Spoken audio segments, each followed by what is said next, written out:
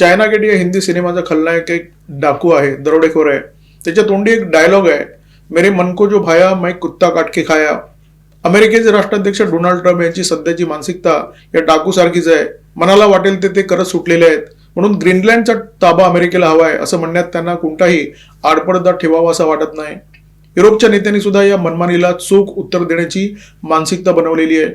फ्रान्सचे राष्ट्राध्यक्ष Emmanuel Macron यांनी नाटो गटातून बाहेर पडण्याचे संकेत दिलेले आहेत.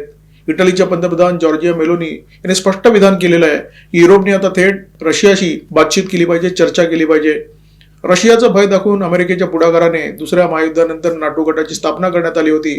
परंतु आता युरोपच्या नेत्यांना जाणीव होऊ लागलेली आहे की युरोपला रशियाकडून भय कमी आणि अमेरिकेपासून जास्त आहे.